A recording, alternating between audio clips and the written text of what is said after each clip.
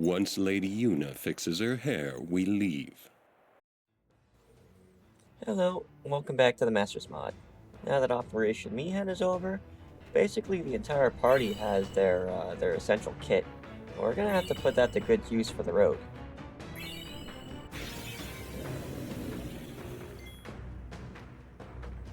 Now, our first encounter here is nothing special. We've seen this before when it comes down to, oh yeah, it's like a turtle, it's a wolf, and it's a bee. But the thing is right now we have been ambushed, and Titus is the only one who has his turn. Again, we've handled these before, but because of the ambush, everything's gonna get like 2 turns. So that's really dangerous right now, because that wolf will probably put someone to sleep, and then or put 2 people to sleep, and then the turtle will do a lot of damage and just spam delay on whoever else. So, plus the bee will bring everybody to turn slow and then also poison. So this encounter with an ambush is a lot different than this encounter normally. Now, my only saving grace here was that I still got lucky with that darkness proc with Titus's shield. Now, if I didn't have that, you see that the wolf targeted Yuna and it targets Titus too, would have put them both to sleep, and then it just would have been over on the first encounter. So always make sure to have Titus in the front line, equipped with Brotherhood.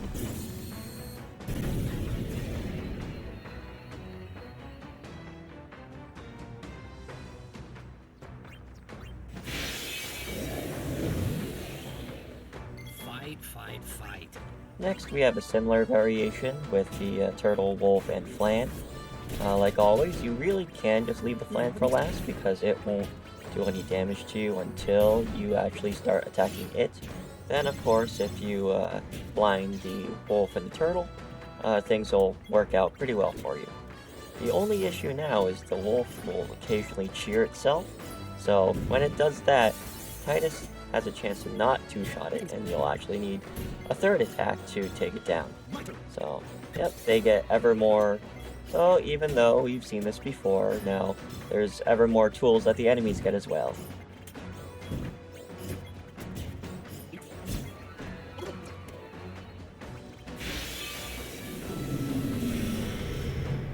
I should have slept in this morning. Another reoccurring enemy now is these imps, or these little devils. Now, of course, just like last time, they drain your MP and they make you berserk, and they're hard to hit. So it's just terrible. With these ones, I actually spam overdrives if I have the chance. But really, if you don't have that, you just gotta hope that Waka has enough MP to put one of them to sleep, and then finish it off with magic. And the final new enemy here is the Ouchu. Now, there are so many Ouchus on this road, it is ridiculous. So you have to figure out how to work with them, because they're pretty nasty right now. They will counter a lot of things with a water ga, or water whichever one it is, and then they also attack really hard, as most enemies do. But when you get when you get them to half HP, they'll put you to sleep, blind, and silence, and poison too. So you have to prepare for the water counterattack, either by putting a null tide on whoever's attacking, or having some magic break with Orin, or in my case Waka, but I haven't used Waka for magic break because his MP pool is so small.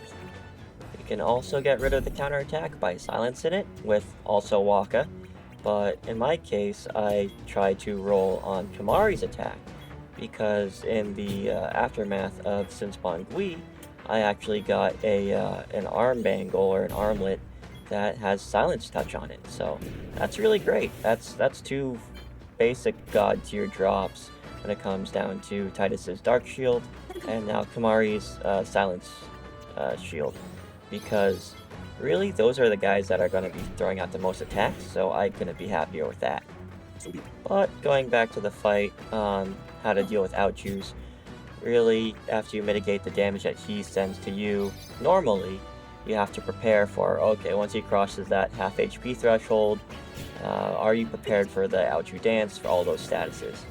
Now, the best way to prepare for it is to have him freshly blinded, so that way he can miss some of his attacks, or make sure that he's power broken, so that way his attacks won't actually like one-shot or two-shot you.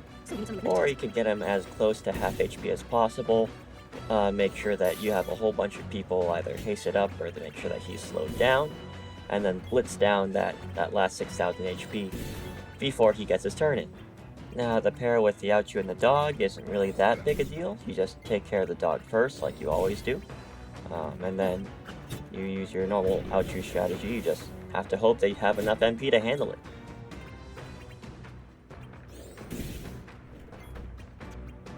So who's next?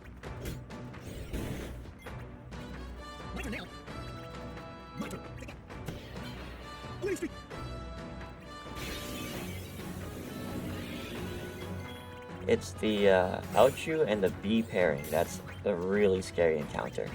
Because if the bees put haste on Ouchu, then you're in a pretty rough spot. Now, there are a couple ways to deal with this. In terms of what we just gained, we have Titus using slow, so that'll counteract the haste, and then I'll also slow him down, which is great. And then we also have Threaten by Orin.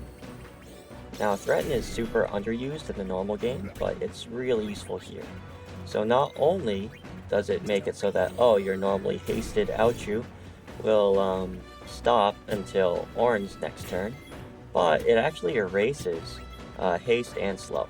So you have to remember, if you slow down Ouchu and then you threaten him again, the slow will have to be reapplied too.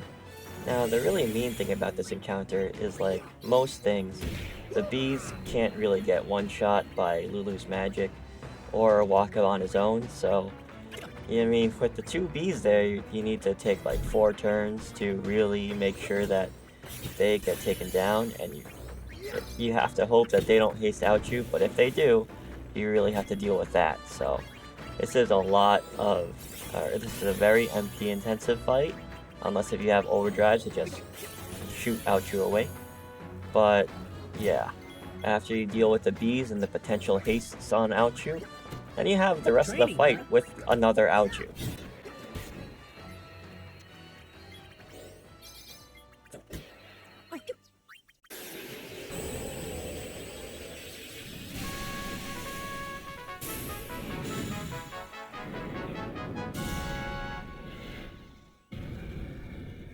Okay, and now we have our second fight with, or practice battle with Belgemine. If you want to do this on your own, then feel free. Call whichever Aeon you want. Now, I've always been able to handle this one by bringing out Ixion. Now, I'm not sure, I haven't actually tried it with Ifrit, but the Ixion strat has never failed me so far. Really, this is more just a fight of patience and like making sure that you're set up right for the next turn, because you know you have a little bit of damage coming in, but it's nothing too crazy. Just make sure that you can heal yourself with Thunder or Thundera. But the tricky bit is the Null Shock that he'll put on himself. Now, if you read the description of Aerospark, it actually removes all spell effects from the target. So you can use that to remove the Null Shock without actually getting a Null Shock immunity to whatever lightning attack you throw at it. Now, you also have to remember that your Overdrive Thor's Hammer is lightning element. So if you throw an Overdrive into a Null Shock, then that's just funny. But remember that for the future Aeon battles, because remember, sometimes Ifrit and Ixion will get thrown at you, so you can do that for that fight.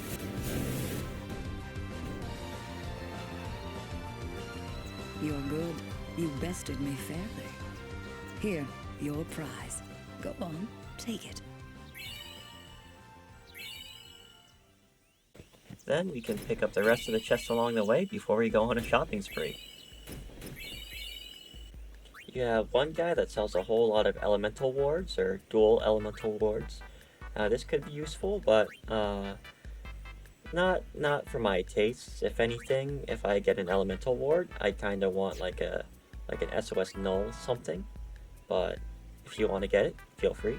This other merchant has some weapons and armors that really are interesting because it makes some of your tanky characters tankier in certain ways, or different ways, and then it also allows you to get some more damage off with Titus and that shield, or maybe Yuna with maybe some more healing or something.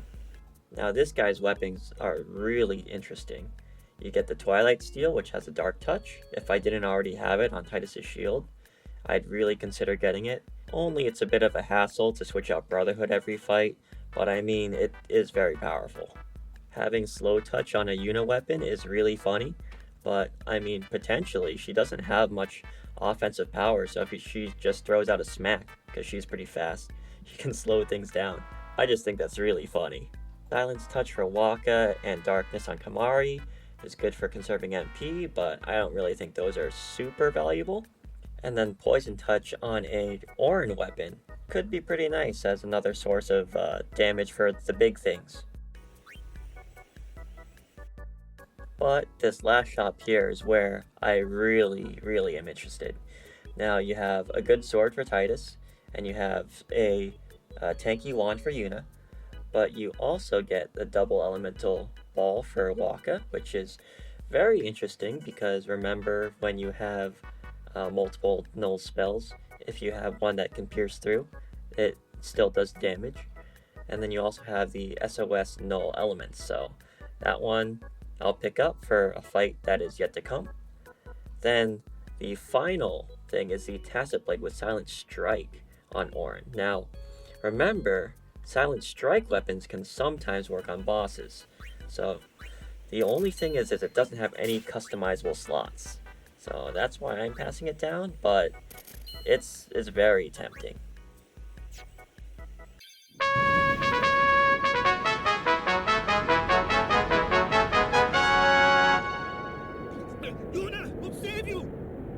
And after all that prep, we finally have something to use it on.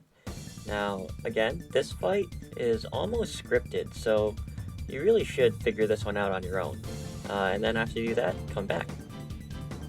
So the only funny thing about the equipment preparation here is I can equip a yellow shield on Titus, so that way, because there's going to be a lot of friendly fire in this match, so if Waka hits Titus with the yellow ward and Waka has an elemental weapon on or just a pure lightning weapon on, that, you know, does a little bit less damage to Titus.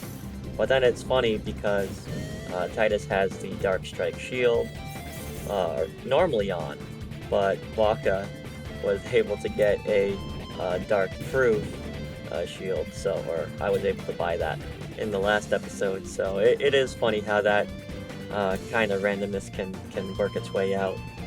But as we start the fight, the first thing we gotta do, we gotta haste up everybody, because turn order is really super important. That is the name of this fight. It's making sure that you can manage your turns accordingly. He will put Titus to sleep first, and then he'll put Waka to sleep second, then he'll rise up and just carpet bomb you if you don't do enough damage to him first. Not only that, but it's a Machina, so once you get that first hit off of it, then your damage will be halved. So make sure that whoever is asleep can get woken up like as soon as possible. And then when it comes to that third turn, you really want to try to have it so that everybody has 2 turns in between. You might be able to squeak out enough damage if you have 2 Titus turns and 1 Waka turn, but if you have 4 with 2 and 2, then that's basically guaranteed to get damage. Now the best way to set this up is actually with the weapon switching, or in this case just selecting the same weapon over and over again. That way you delay your turn, but you can really see exactly where it's going to pop up.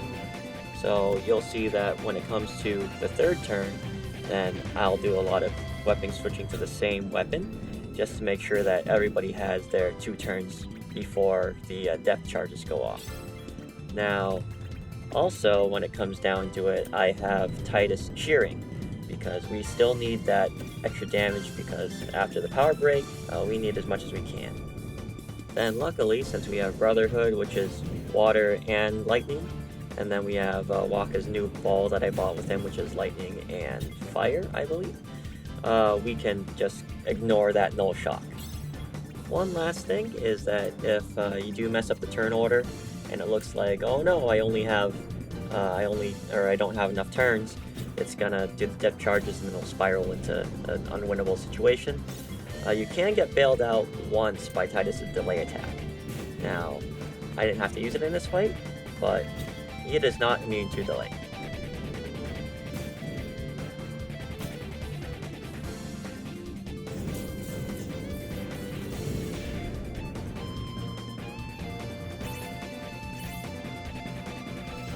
And now we have our final party member in Riku. She will be very important in her own way, but that will be for next episode because I'm cutting it off here. Thanks for watching, and I hope that you come back again on the long road to take down Pennance. If you liked the video, I like your face. Bye.